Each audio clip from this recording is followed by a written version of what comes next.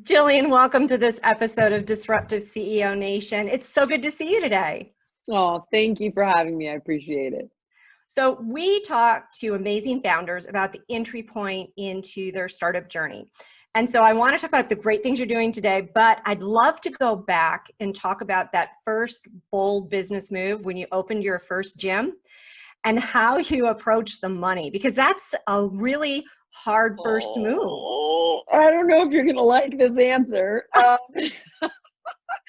Okay, so I literally maxed out every credit card, sold everything I owned that was worth anything. My business partner sold everything she owned that was worth anything. Um, Took angel investments from clients and told them that if I couldn't pay it back, if I went out of business, I'd pay it back in training sessions. Um, what I did have going for me was that I had built a huge clientele. Mm-hmm. So I knew that I could take that clientele and roll it into my facility. So I had learned the business. I had been at other facilities. I understood everything about, working under different medical professionals and insurance billing. And so was just about ready to kind of like turnkey a space, if you will, because I'd done the work. But that is how I funded it. I'm sure you're going to freaking think that was the terrible idea. No, I don't. And I think that's the thing though, is what's that bold first move that Well, that was it. everything Yeah, else.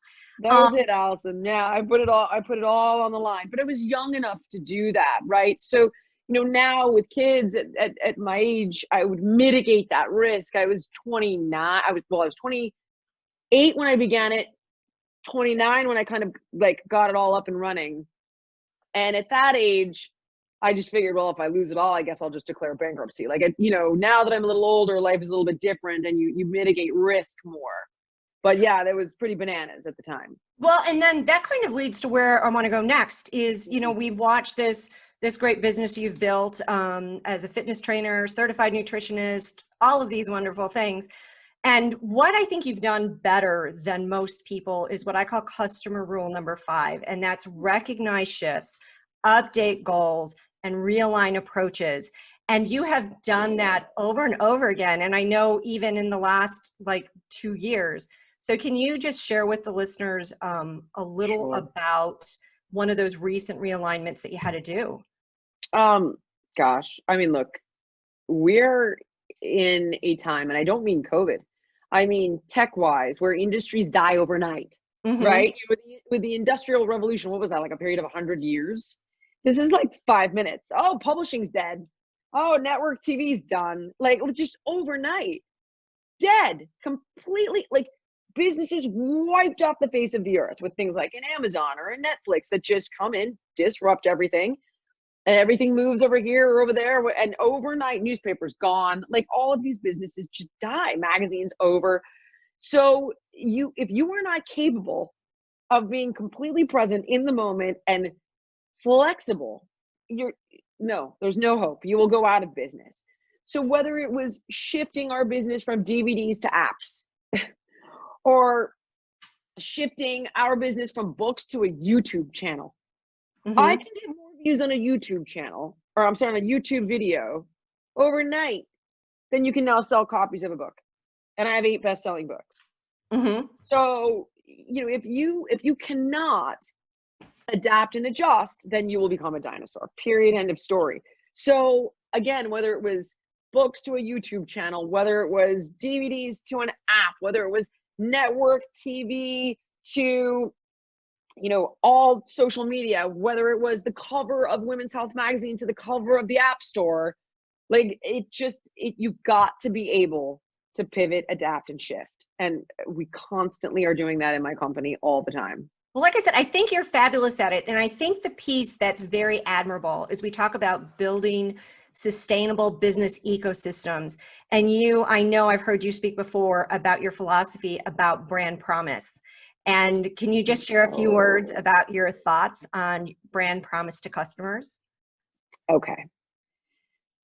At the end of the day, I don't care if they like you as a person or not. It doesn't matter. If I tell you that I can take 10 pounds off of you in 6 weeks, and I do it, and you wanted that, well, then you go tell your friend, hey, I just did this thing with this Jillian Michaels program, and because they're like, you look amazing. What did you do? Oh, Jillian Michaels, right? And it's peer-to-peer endorsement, right? It's the best advertising you can get. It's free advertising. And then they're like, they do it, then their friend, oh, you look amazing. So if you deliver on this promise, not only do you have a repeat customer, you have a before and after, or a review, a living, breathing, walking, talking review of your car, your whatever it might be, your fitness app, your whatever product you have. And that grows exponentially. But if the product sucks, you are dead in the water. It is over. I tried that coffee once, hated it, gone. What are you drinking? Oh my God, I'm obsessed with this. It's amazing. It's organic. It's nitro. It's cold brew. It's, you know, it's all sustainable. It's, oh, it's awesome. You got to try it. Oh, awesome. I'll try it. But if the product sucks, you never buy it again. And you certainly don't tell those 10 friends. It's everything to me. Everything, everything. Probably because I am the brand. So even though understanding the business around the brand is critical, and I've learned so much, I can always surround myself with individuals who know what I don't know, right? But being the brand, I know the most important thing is that there is consistency and quality, period. Jillian, and I think that sums it up. And I so appreciate the value of your time and your generosity in sharing some thoughts with us. So thank you for joining us today. Oh my gosh, thank you. I appreciate it.